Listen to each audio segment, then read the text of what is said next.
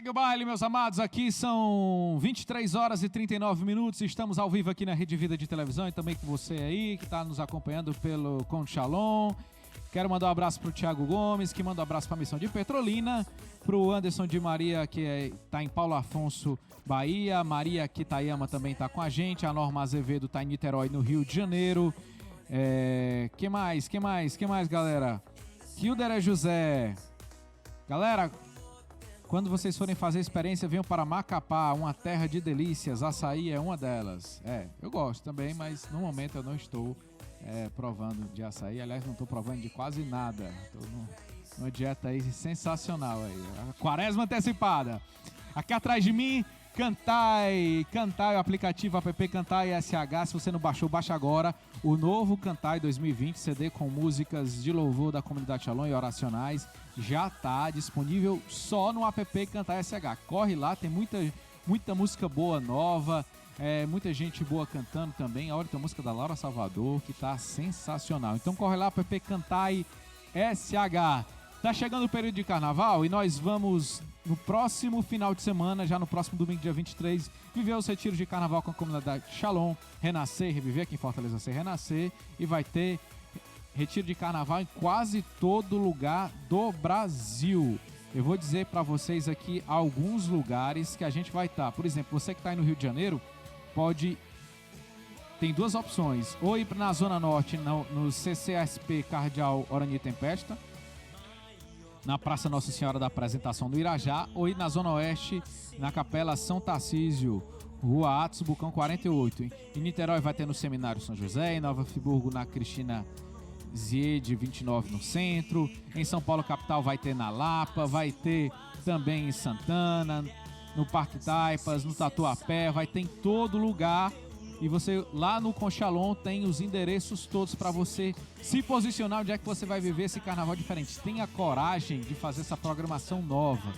É um retiro de carnaval muito legal. Tem muita alegria, muita música, tem pregação e tem um itinerário espiritual para você redescobrir, renascer literalmente da graça de Deus. Aqui do meu lado está o diácono Neilson, que já está aqui preparado para a adoração que nós vamos ter. Vamos ter adoração ao vivo no último bloco. Já pode mandar as suas intenções. O diácono Neilson, que esse ano está indo em missão para a primeira vez, não em missão pela primeira vez, mas a primeira vez para a cidade de Macapá. Não, rapaz, não é isso, diácono? Exatamente, estou indo para Macapá, faz tempo que eu não vou primeiro renascer assim, né? Já estou preparando as pregações, estou animado pra caramba para ir para Macapá, para comer o açaí que o Diego não pode comer. Você foi prometer o açaí, né? O diácono já está aqui. Estou esperando o açaí em Macapá. Preparado. Buscar aí as coisas do alto é o tema do Renascer, né? Como é que tá o teu coração aí para partir em missão aí? O pessoal que está te esperando, como é o coração do missionário nesse momento? O coração do missionário fica muito alegre, com certeza, para partir em missão. Já estou preparando as pregações para a semana que vem. Cheio de motivação, já estou pensando aqui o que é que eu vou fazer, como é que vai ser. E a primeira vez como diácono lá também, né? Primeira vez como diácono, parti em missão agora como diácono, ministro ordenado, dar bênçãos, pregar, cheio de animação. Valeu, diácono Neilson. O diácono Neilson estava rindo da minha cara quando eu estava dançando a dança da amizade ali com a Daiane, né? Mas como ele é diácono agora, a gente perdoa ele. Com certeza. Valeu, viu? Olha, Malak. E aí, o que é que vocês mandam pra gente agora, Malak? E eu vou. Vamos lá.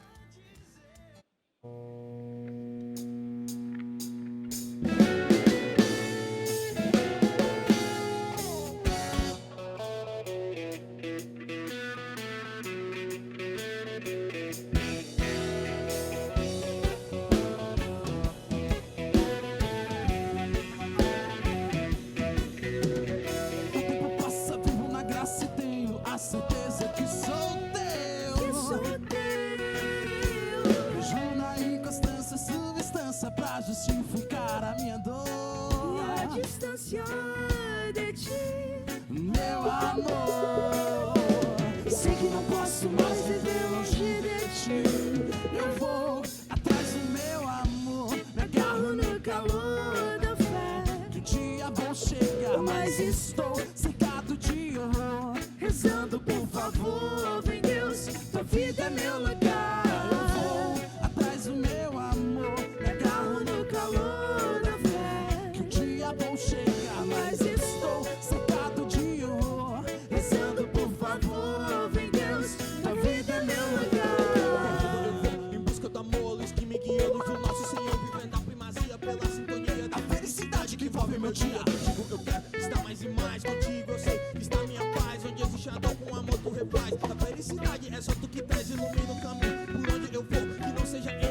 Senhor, caminho, verdade, vida. Isso eu sinto paz que me guia.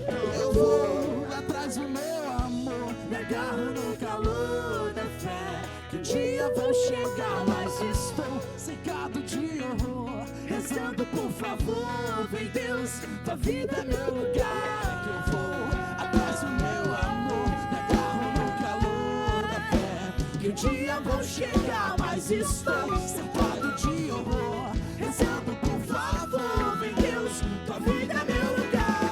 Eu vou atrás do meu amor, me agarro no calor da fé, que um dia vou chegar, mas estou cercado de horror, rezando por favor, vem Deus, tua vida é meu lugar.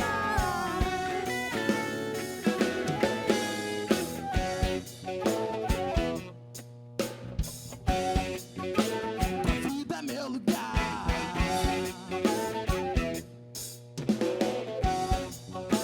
Tua vida é meu lugar.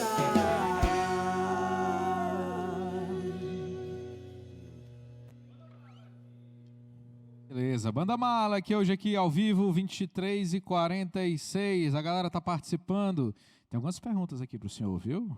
Vamos mandar todas aí. Mandar bala aqui. Tem muita coisa boa aqui. O livro fala de virtudes cardeais, explica a virtude da prudência, justiça, fortaleza, temperança. Alguns comentários aqui, por exemplo, Padre Washington diz assim: os bons livros das virtudes, recomendo os padres da igreja, São Leão Magno, Agostinho, coleção da patrística, compêndio teológico de ascética, espiritualidade. Ixi, cara, tem muita coisa boa, né?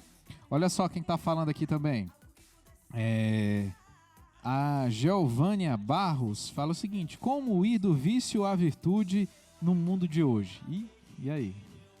Bom, um pouquinho ampla a pergunta, mas acho que dá para responder, né? Como ir do vício à virtude? Naturalmente, ao sairmos do vício, a gente está caminhando para a virtude. É como saiu da sombra para ir para a luz. Naturalmente, quando você vai saindo da sombra, já vai chegando à luz. Isso não quer dizer que se você tira um vício, você já vai ser uma pessoa virtuosa. Mas esse caminho gradativo, a passagem do mal, digamos, que é o vício, para a virtude, ele já vai sendo gradual e simultâneo.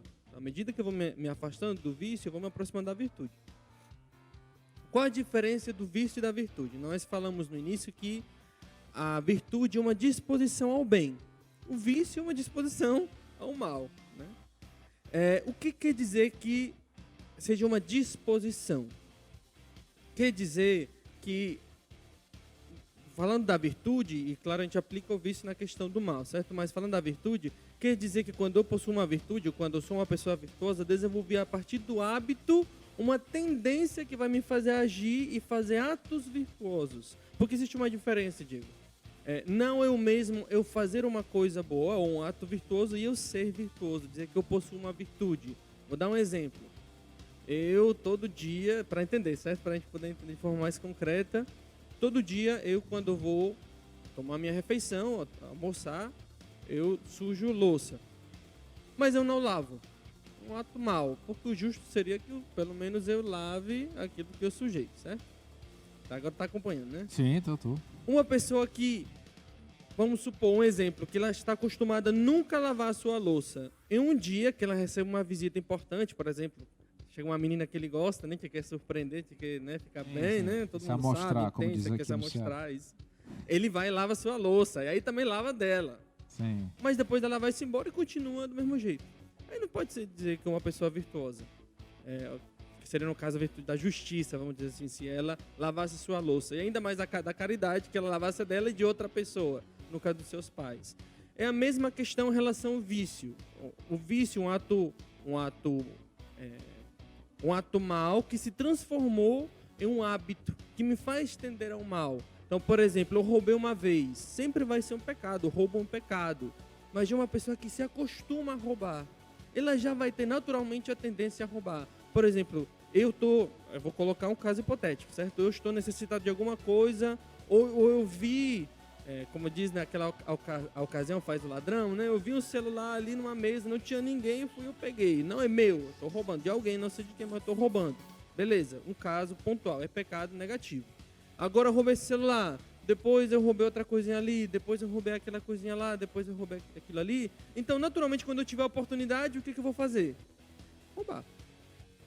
E assim como funciona o vício. Então, como se passa do vício à virtude? Deixando de cometer atos pecaminosos e quebrando essa lógica do hábito, quebrando a frequência, diminuindo a frequência, quebrando a lógica do hábito, me desabituar de fazer o pecado e me habituar a fazer o bem. Então, por exemplo, se eu faço uma coisa boa, faço uma caridade, faço uma obra de justiça, enfim, o exemplo que nós demos de lavar a louça, vou começar a lavar a minha louça todos os dias.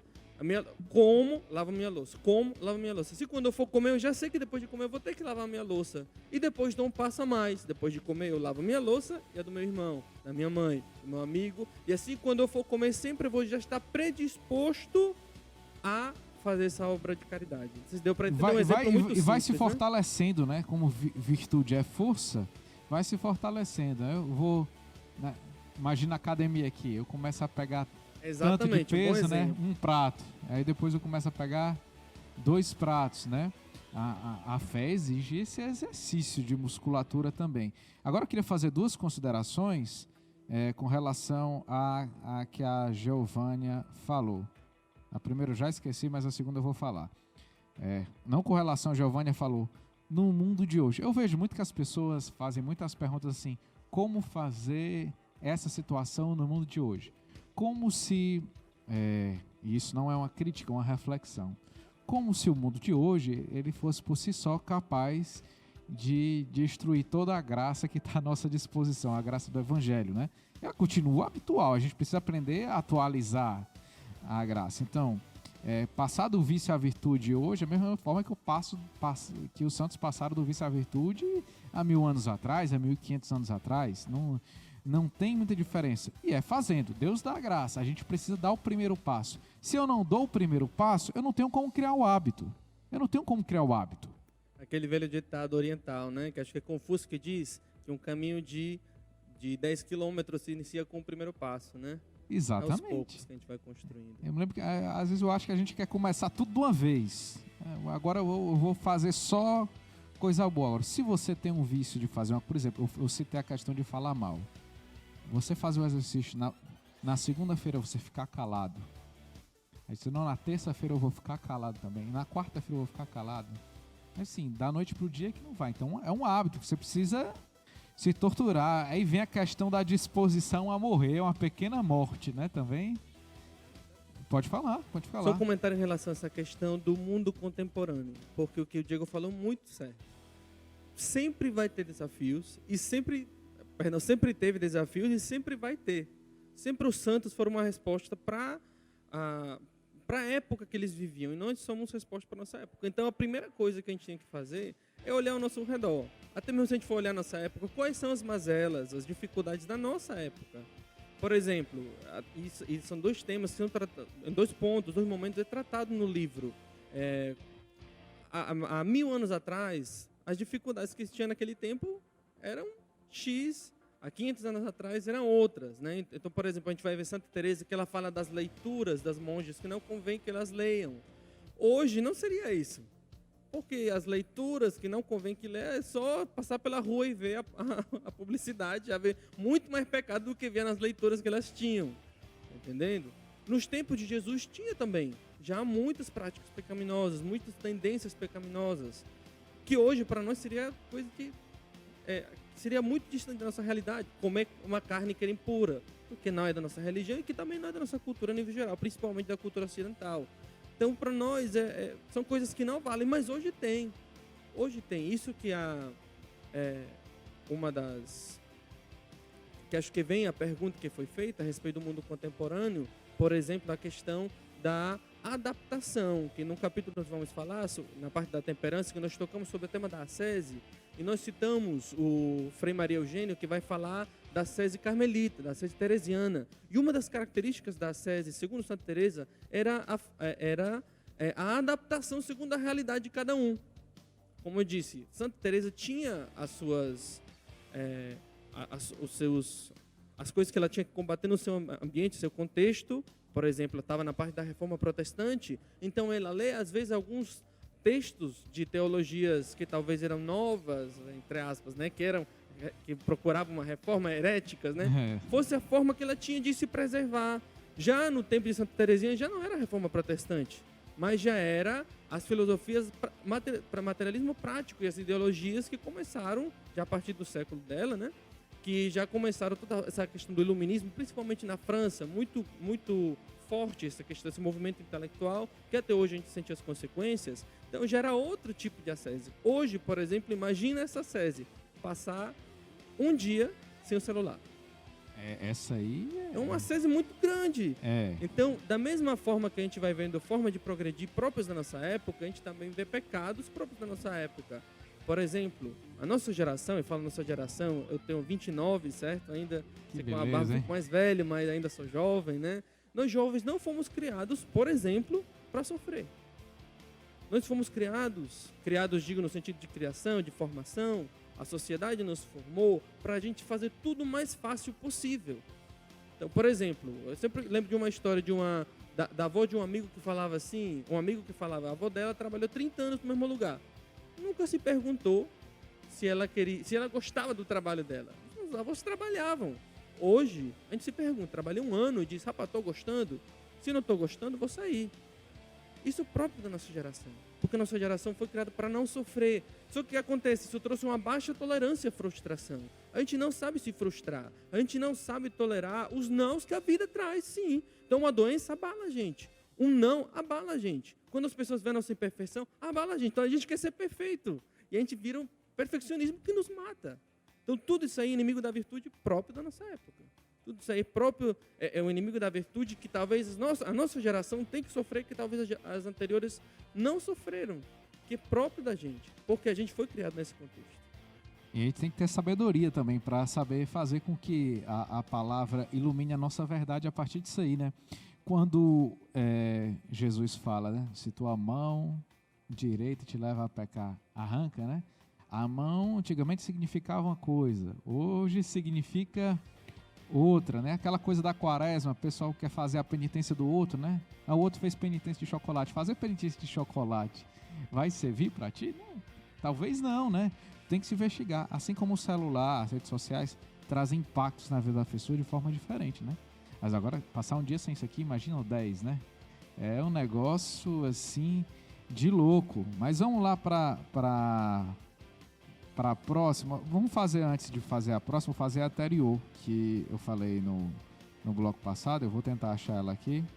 Foi da preguiça. Foi a Roberta respondeu: como vencer a preguiça na busca de adquirir uma virtude? E aí? Bom, a preguiça em si já é um vício. Um vício que tem muitas formas de ser visto, logo tem muitas formas de ser combatido. E como eu disse, a questão da escuridão para a luz, já combatendo a preguiça, eu já estou um vício já está sendo extirpado de mim. Então já é um ato virtuoso deixar a preguiça.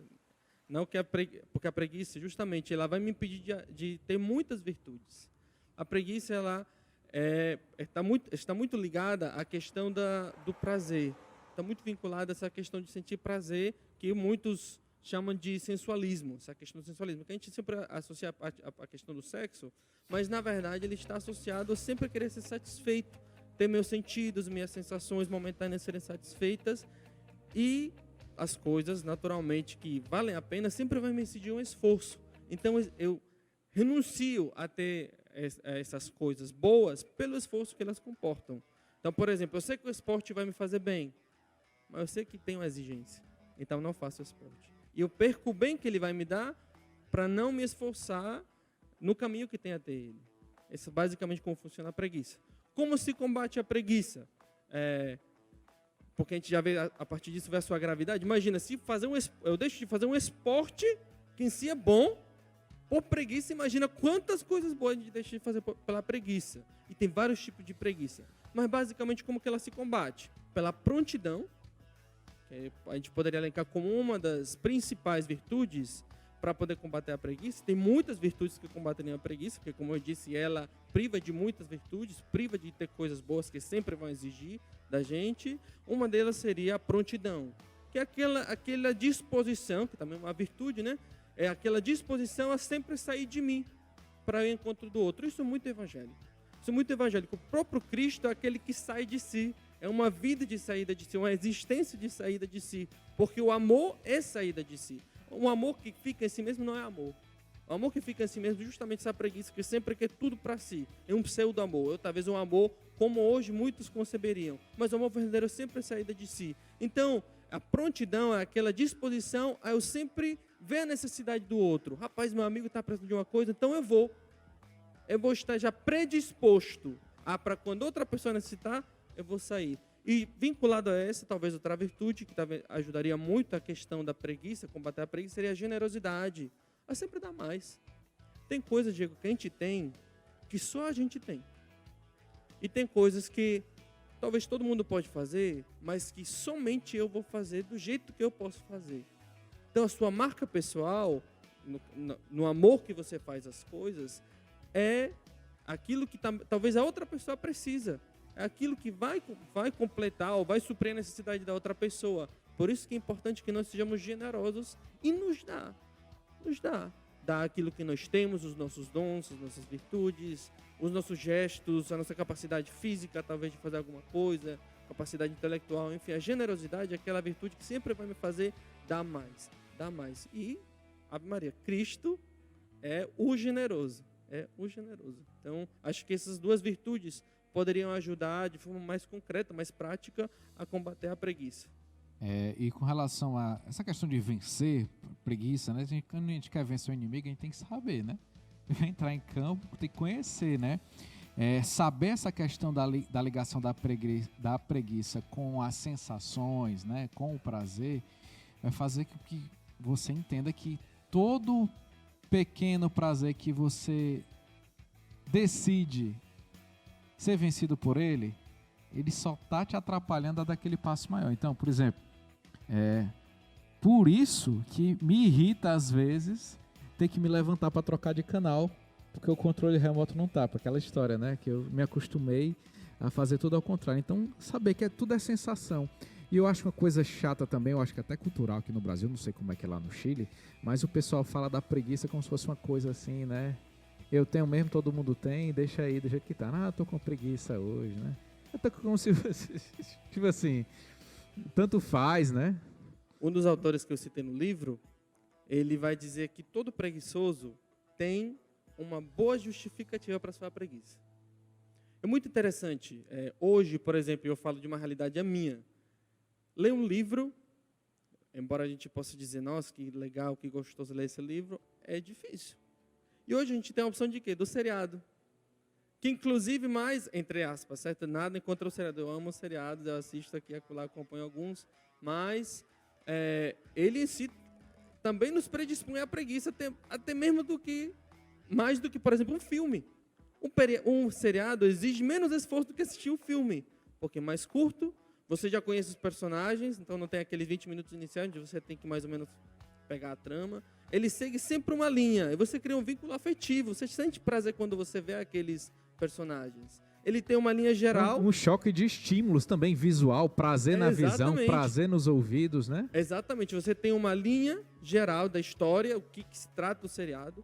Você tem a linha da temporada, porque toda temporada ela tem um início e tem um fim, né? E tem também o início e o fim do episódio. Então, ele é o quê? É o conteúdo que você vai nem mastigar. Porque ele já é tão fácil, requer tão pouco esforço para adquirir esse conteúdo, que você vai outro. E você não assistiu nenhum filme, porque disse que ia demorar muito tempo. E quando você percebe, já assistiu 3, 4 episódios de um seriado, que foi mais tempo do que um filme. E, com certeza, uma pessoa que tem essa disposição dificilmente vai dizer, rapaz, eu vou então ler esse livro aqui. Porque o livro exige muito mais, mas vai ver a diferença do que te entrega um seriado, do que te entrega um livro. Nada contra os seriados, mas a gente realmente, o que um livro me entrega, um bom livro me entrega, nem se compara. E sem contar que um seriado não estimula a tua imaginação, que o livro estimula, exatamente, né? Muita gente está com a imaginação até um pouco atrofiada, né? Exatamente. E isso é grave, gera algumas repercussões que a gente nem imagina. Enquanto a gente ia falando aqui, multiplicou as perguntas, viu? Vamos lá aqui achar... Matheus Manuel, quais são as 4 virtudes cardeais? Para responder? Sim, pode falar. Prudência, justiça, Fortaleza. fortaleza e temperança. Estava lembrando da ordem. Pois é importante até estudar as virtudes cardeais, porque elas são virtudes que vão, tipo... Se tu cultivá-las, tu vai cultivar uma base de força para exercer inúmeras outras virtudes. Por isso que elas são cardeais, né? Exatamente. O título cardeal vem justamente porque acumulam, a partir delas, muitas outras virtudes. Tem muitas outras virtudes que são vinculadas às 4 virtudes cardeais. Para dar um exemplo simples, a justiça é aquela virtude que vai me dispor a dar ao outro aquilo que lhe é devido. E a elas estão relacionadas, por exemplo, a virtude da religião, que é aquela virtude que me dispõe a dar a Deus aquilo que é devido a Deus. Né? A virtude da penitência, por exemplo, que não apenas a prática penitente, mas a disposição mesmo a reconhecer que eu sou pecador e que Deus é inocente. Então, realmente, a partir delas, por exemplo, essas 2 virtudes que eu mencionei, parte do pressuposto da justiça. Mas tem muitas outras, por exemplo, vinculada à virtude da prudência, temos a circunspecção, que é aquela virtude que vai me predispor a analisar tudo que está acontecendo, a fim de poder tomar uma decisão com mais elementos objetivos da realidade, assim poder tomar uma decisão sempre voltada mais para o bem. No catecismo tem muita coisa aí, cara. Procura aí que tu vai ver. A gente vai aqui ver mais casos práticos aqui, né? E o livro, né? Eu falei do catecismo, mas o livro aqui, ele deu uma mastigada legal aqui, para trazer um pouco para nossa realidade. Anderson de Maria. Vou ler a pergunta dele aqui e vou fazer já um comentário antes de tu responder, tá, Anderson? A virtude da temperança, como posso exercer, sendo que sou tão estourado? Dica número 1, estourado, que ele fala que existe aquele estourado, né? Que é legal, que tá na moda, mas no caso aqui ele está falando do próprio temperamento dele. Ele está aqui, de certa forma, dizendo que o temperamento dele não facilita a viver a virtude da temperança. Antes do Juan responder, eu já acho que, olha, se tu tem o dado o teu temperamento, tu já sabe exatamente onde é que tu vai trabalhar. A dica tá dada, né, não, Juan? Fala aí, comenta aí. É isso mesmo? Virtude da temperança, como é que eu vou fazer? Bom, a virtude da temperança quer dizer, é aquela virtude que ordena, que modera a atração aos prazeres, certo? Todo tipo de prazeres. O homem tem prazer nas diferentes coisas que ele realiza e com as quais ele se relaciona. A gente sempre tende a falar sobre comida e sexo, mas é muito mais do que isso. Por exemplo, a gente tem prazer no conhecimento, a gente tem prazer no falar, no conversar, mas o que acontece? O pecado distorce tudo. Aí transforma o sexo em fornicação, em masturbação, transforma o alimento em gula, né? O prazer de comer em gula, a questão do conhecimento, curiosidade, a questão do falar em fofoca. Então ele distorce tudo. A temperança é aquilo que vai fazer com que eu me relacione com esses prazeres. Esses prazeres não são ruins em si mesmos, mas tem que ser de forma ordenada.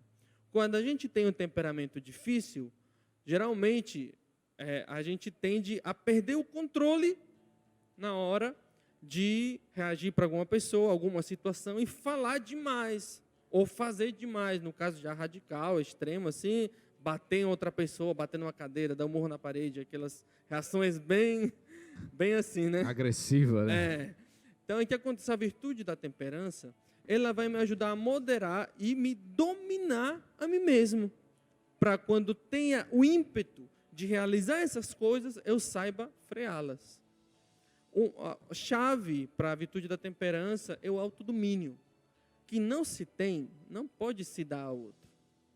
O autodomínio, esse é João Paulo II que vai dizer, o homem temperante é aquele que se possui a si mesmo, aquele que não é controlado pelos seus sentidos, pelas suas emoções, mas pela sua vontade, no sentido da área mais profunda do ser. Que às vezes em português a gente pode ter um pouquinho essa confusão, que a gente fala, eu tenho vontade de um sorvete, Não é essa vontade, que em espanhol é outra palavra, mas não é essa vontade, não é essa vontade de desejo momentâneo, não. A vontade no sentido mais profundo do ser.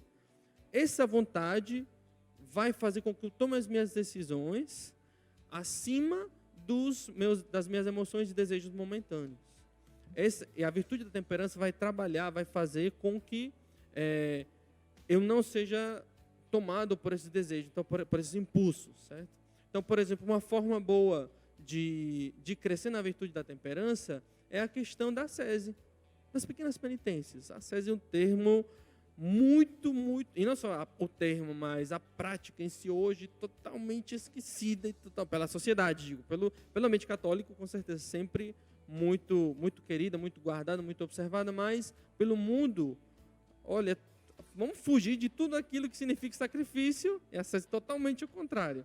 A ascese quer dizer fazer pequenas penitências, contradizer a vontade, para que a vontade no sentido daquele desejo, contradizer os desejos momentâneos, para fortalecer a vontade, essa área mais íntima do ser, a minha decisão por aquilo que eu acredito, por aquilo que eu quero. Porque essa é a questão. Quando a gente age sem temperança, a gente age contra a nossa vontade mais profunda. Quando eu como demais, depois digo, poxa, não deveria ter comido tudo isso. Quando a gente faz alguma besteira, fala demais, isso não deveria ter falado. Então, a virtude da temperança vai ordenar para que a gente possa agir a partir daquilo que profundamente a gente quer. Então, como que funciona essa questão da ascese hoje? Fazer pequenas negações à minha vontade. Rapaz, eu quero falar isso, mas eu não vou falar. Cada um tem que descobrir a sua. Porque, por exemplo, uma pessoa que tem um temperamento assim, no caso do Anderson aqui, ele não faz nenhum esforço para agir da forma que ele... Assim como tem gente que tem um temperamento mais calmo, assim, a pessoa ela não faz tanto esforço para ser paciente. É quase um movimento assim, é quase um prazer para ela agir conforme o temperamento dela. Não tem como negar. Então cada um tem que descobrir. Tu vai ter que negar um pouco aquilo que tu faz muito por impulso. Uma coisa que eu aprendi no meu discipulado foi que a vontade se fortalece contradizendo-a.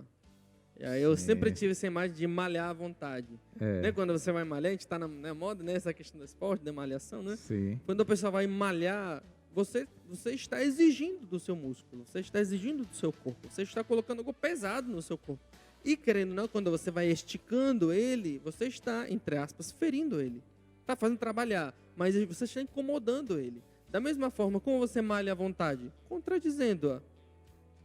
Se você dá vazão, se você dá tudo que a sua vontade quer o tempo todo, quando você quiser que ela não faça aquilo que está vindo ímpeto, rapaz, não vai conseguir não, ela é dona de você. Os seus sentimentos, os seus desejos é dona de você. Você não se tem, você não consegue se dar. Só para finalizar, aquele exemplo daquele santo que eu estou tentando lembrar aqui, não sei se São Jerônimo, mas que dizem que tinha um temperamento tão forte, tão forte, que quando ele morreu, foram ver no escritório dele, tinha marcado as unhas dele. É São Jerônimo ou São Francisco de Sales? Acho que é São Francisco de Sales. São Francisco de Sales, mas São Jerônimo foi... também era um esquentadinho. Pronto. Que tinha embaixo do escritório, que tinha... Arranha da madeira, Arranhar da madeira. Aí você pode imaginar o santo, quando acontecia alguma coisa que despertava dele aquele temperamento forte, ele... Para não pecar, para não ferir o outro, para não falar besteira, para não falar demais, ele descontava no escritório. Que coisa interessante. É interessante essa questão de contradizer a vontade. Né, rapaz? Você exercitar a obediência quando é a sua opinião que prevalece. Por exemplo, tu é minha autoridade, tu me pede para fazer uma coisa e eu concordo plenamente com o que tu tá falando. Tá ótimo. Assim, não mexe comigo. E tem gente que só consegue obedecer nesses caras. Não, obedeci, eu acho que é isso mesmo. Poxa, mas quando a gente não acha que é isso mesmo, é que a obediência se fortalece mesmo, né? Exatamente. Que você está exercitando exatamente a virtude. Você não está fazendo a sua opinião reverberar, né? Tanto que senão, se você concorda comigo, vai dar certo. Senão... Ixi, rapaz, 00:14, ó. Tempo passa, o tempo voa. Né? Eu me lembrei de uma propaganda antiga aqui que quase ninguém ia lembrar. Só alguns. Vamos lá. o caso da pessoa, vou fazer logo duas, tá? Pra gente tentar responder as duas, não sei se vai dar tempo. Mas o caso que a pessoa se vicia em algo bom, isso é um erro? Se viciar em algo bom? Existe isso? Vamos lá, segura aí. Como, por exemplo, estar sempre fazendo sem limites algum tipo de caridade. Vamos refletir sobre isso, né?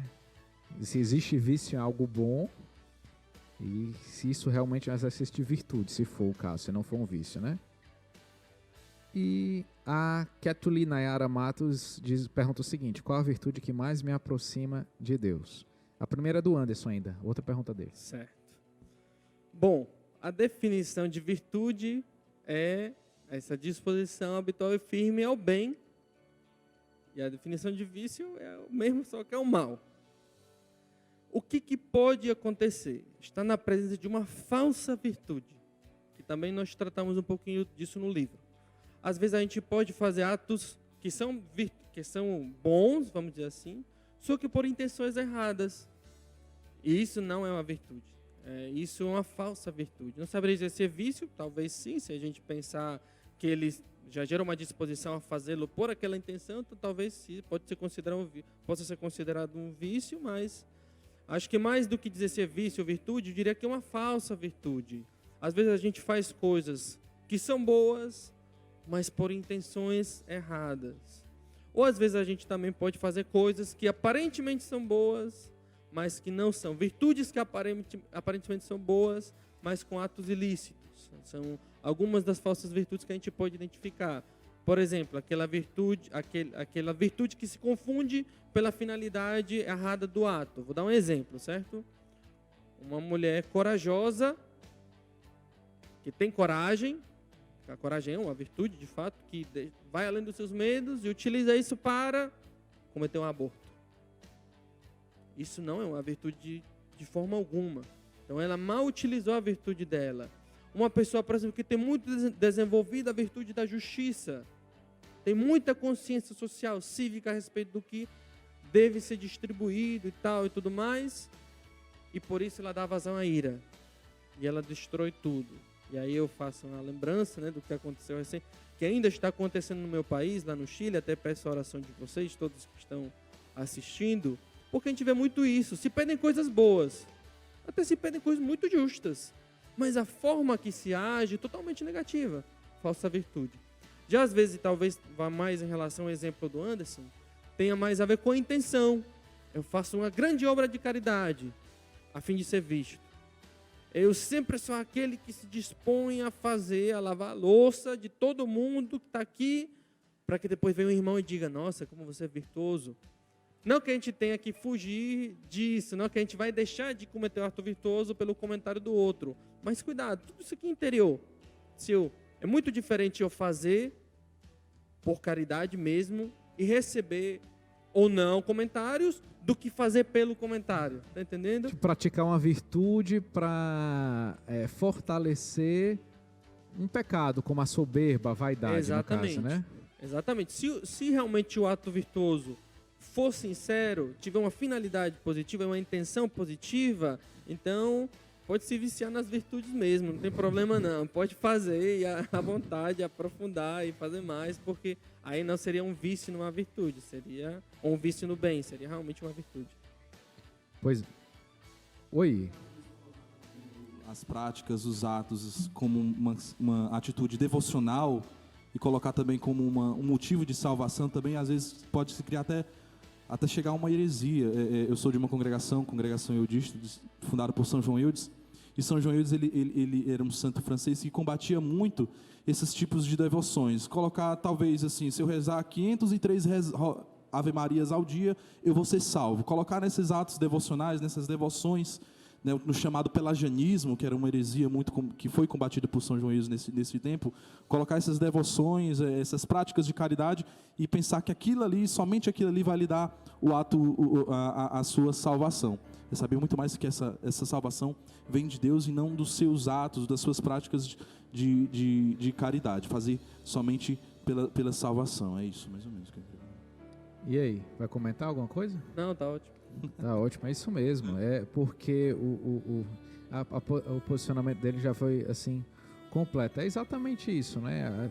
A busca Agora, de a si segunda- mesmo, no caso aí, né? Seria outro nome para pensar isso aí. Para a Bacana. segunda pergunta? A segunda da Kathleen Nayara Matos é: qual a virtude que mais... A gente vai terminar com essa mesmo. Qual a virtude que mais me aproxima de Deus? Boa noite. Boa noite, Kathleen. Bom, a virtude que mais me aproxima de Deus é a virtude mais alta, que é a caridade, sem dúvidas.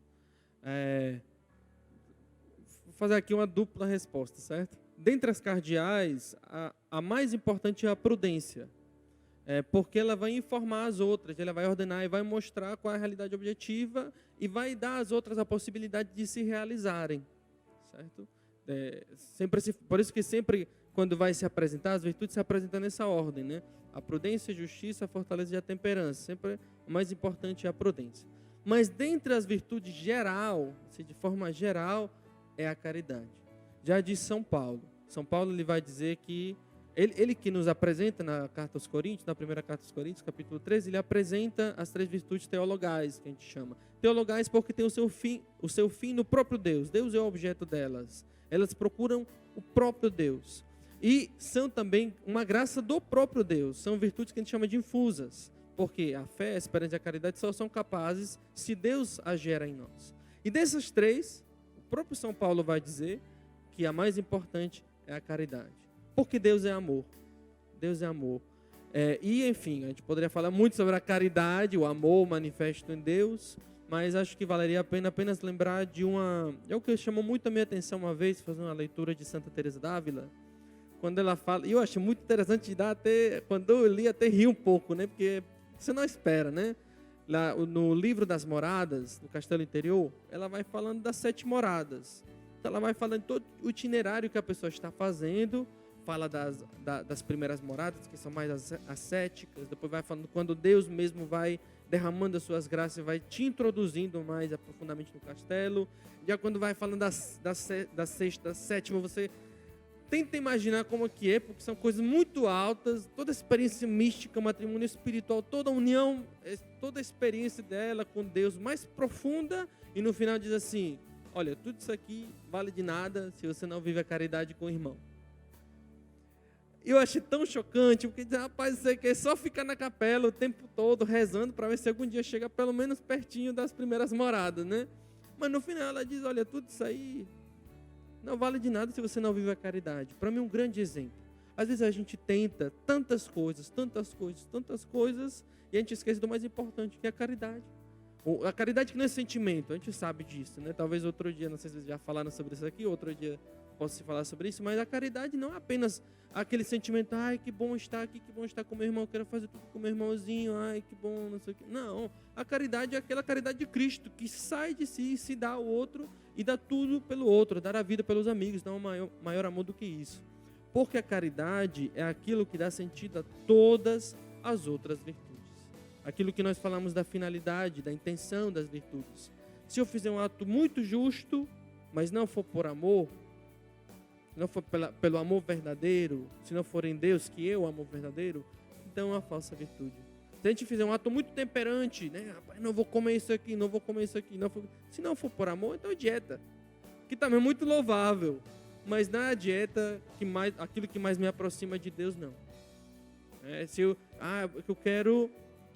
Eu estou passando por um sofrimento muito forte e eu vou ali suportar, porque eu vou suportar tudo que está acontecendo na minha vida, todas as dificuldades, não vou sucumbir, porque no final eles vão ver, eu vou me vingar. Se não for por amor, é uma falsa virtude. Mas por exemplo, quando eu vou suportando sofrimentos por amor, não, porque isso tem um sentido, porque eu estou sofrendo por outro. São João Paulo II, ele gostava, quando eu falava de virtude, de dar exemplos cotidianos. Ele falava dos mártires, mas logo depois falava daquela mãe que diz assim a vida, mesmo tendo dificuldades. Daquele pai que sai todos os dias trabalhando um trabalho difícil, cansativo, onde talvez as condições não são as melhores para sustentar a família dele, por amor. Então, eu diria que a virtude que mais nos aproxima de Deus e que Ele mesmo não apenas encarnou, mas que Ele é o amor. Ele é o amor. Então, a virtude do amor, a virtude teologal do amor, da caridade, é aquela que mais nos aproxima de Deus, sem dúvida. E o Deus Amor vai estar conosco no próximo bloco. ele vai ser adorado por todos nós, né? O próprio Jesus que por amor a nós se entregou e nós vamos estar diante do corpo dele, corpo ferido e ressuscitado por amor. Nós vamos de Malachi agora e depois a gente vai para a adoração. Vamos lá, de música? Vamos lá, a próxima música se chama Beija-Flor.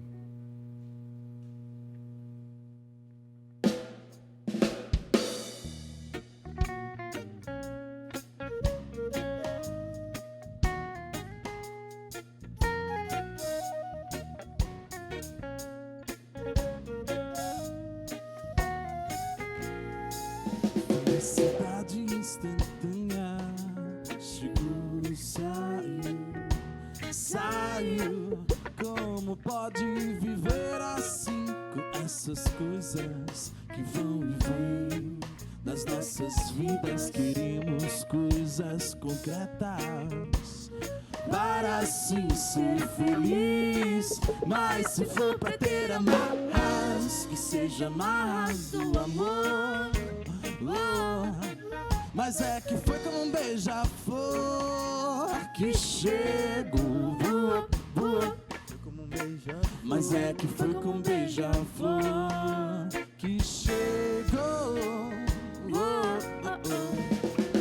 Sabe a brisa do mar, brisa passageira. Do que adianta você ter tudo, mas ao mesmo tempo não ter nada. Não ter nada é como um vento que sopra e vai levando tudo aquilo que é ruim. Logo o vento passa e vai deixando aquele clima de preocupação.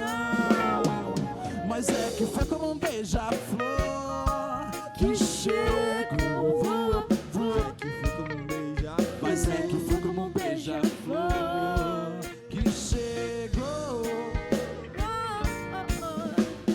Quanto tempo que você tem? Quanto é tudo isso que vai e vem, buscando aquilo que sempre faz bem. Mas isso você encontra em quem? Existe um alguém que só quer teu amor e quer sempre teu bem. Seja onde for, existe um alguém, ele é nosso Senhor, e dá se atropela essa onda de amor. Mas é que foi como um beija-flor.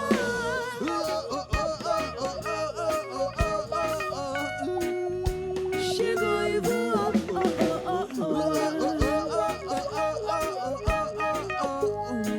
Mas é que foi como um beija-flor.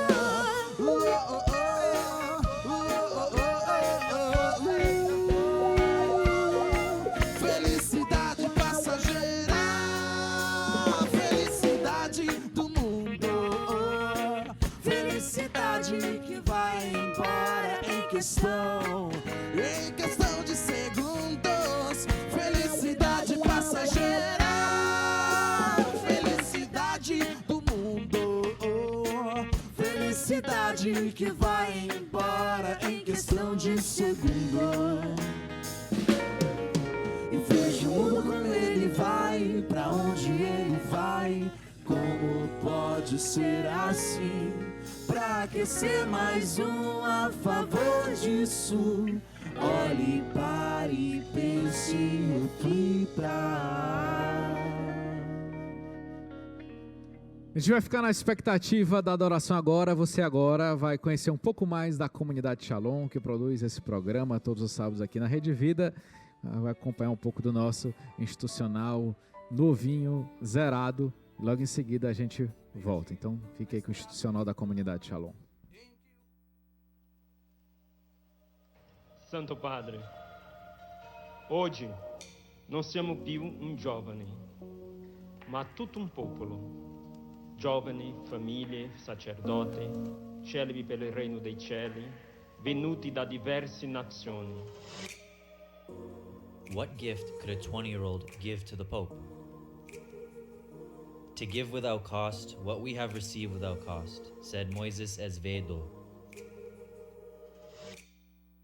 Nós, padres, somos chamados a dar Deus para os outros. E experimentar esse ser comunidade de aliança, eu digo que é experimentar da providência divina, que realmente nos salva a cada dia e que realmente nos surpreende.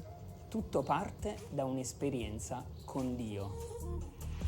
The young people started to come, and with them their families, the poor, in a few words, everyone, the people of God. Être Shalom, c'est avant tout un sentiment d'appartenance à une belle famille. Et je suis heureux de faire partie de ses disciples. Those young people started to be touched by the grace of God.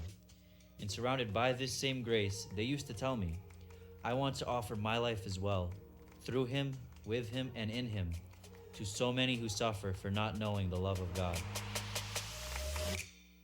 É impressionante o quanto a comunidade é resposta para o mundo todo. E quanto os jovens são a pérola da comunidade em todas as missões, na África, na Europa. A gente, às vezes, aqui na Europa, por exemplo, não encontramos respostas para muitas ações de evangelização, não encontrávamos resposta. Mas quando a gente foi perguntar aos jovens as respostas, o que fazer, quando a gente começou a fazer com eles, o negócio começou a andar. Impressionante. Eu acredito que o grande segredo são os jovens. Eles têm a resposta também para a internacionalização do carisma. The community was growing and started to spring forth new vocations to celibacy for the kingdom of heaven, priesthood, and even missionary families. In questi anni abbiamo girato tanti posti, cercando di fare la volontà del Signore e volendo realizzare nella nostra vita il suo grande piano. La salvezza del Signore entra proprio attraverso tutto questo, questa disinstallazione, non aver mai niente di sicuro, sempre tutto da vedere secondo la volontà del Signore. Bishops started to call us to share the missionary experience in other dioceses, and today the community has grown to over 30 countries around the world. And it's so cool to be covenant community, to live a life of contemplation and evangelization in the midst of, my job, my family. And for me, I think Shalom is a new way here in Boston. God has gathered us to his mercy, and we in turn have realized the pain of humanity who awaits with suffering and groaning the eager expectations of the revelation of the children of God. We want to be more and more a part of this church that is sent out, who goes to meet the youth and with them today's men and women, wherever they are. Para mim, ser comunidade de vida é ter encontrado aquele tesouro escondido no campo. E porque encontrei o tesouro que eu tanto buscava e que eu não sabia, eu tudo deixei. E sou muito feliz por possuir esse tesouro na minha vida e por poder também dar esse tesouro aos jovens, à igreja, à humanidade. J'ai eu l'opportunité de parler avec Moïse, de lui poser la question qu'est-ce qu'un homme pourrait donner de meilleur à Dieu? Et il m'a regardé attentivement et il me dit notre vie, c'est la meilleure chose que nous pouvons donner à Dieu.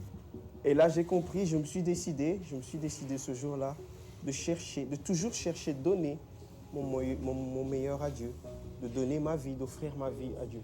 E povo se formou, de várias pessoas contagiadas por esse amor em cadeia, que foi se multiplicando e fazendo com que grande coro, todos os estados de vida da igreja, casados, sacerdotes, celibatários, jovens, pessoas que estão decidindo a vocação, decidindo o estado de vida, eu também quero ofertar a minha vida. E esse é o nosso lugar comum, a nossa fonte comum na comunidade Shalom. Fare parte dell'opera Shalom significa coltivare questo rapporto con Gesù, il Figlio di Dio. Significa evangelizzare le persone, significa un percorso personale leggendo la parola di Dio e ascoltando le catechesi dei fratelli della comunità di vita e della comunità di alleanza. A evangelização para nós é do poder do Espírito.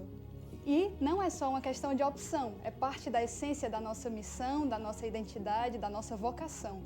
Después de que tenemos nuestra experiencia con el amor de Dios y con la efusión en el Espíritu Santo, empezamos un camino formativo, un itinerario espiritual, donde buscamos crecer en la amistad con Jesús para así alcanzar nuestra meta, che è la santità. Il cammino della pace è un percorso formativo in cui le persone possono veramente sperimentare l'amore di Dio, la sua pace, la sua misericordia nella loro vita. E noi siamo questo popolo in cammino, che camminano verso la pace di Gesù. O amor fraterno que é alimentado nos nossos núcleos comunitários, seja na comunidade de vida quanto na comunidade de aliança, nos identifica também como irmão entre os irmãos. We want to be a testimony of the merciful face of Christ, especially to the poorest ones, materially, morally, or spiritually speaking. We know there are only a few of us, and how small we are. But we also know that our nothingness can become everything in the merciful hands of our Lord.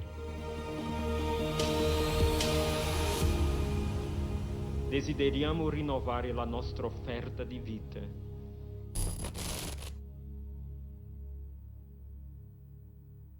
Vamos fazer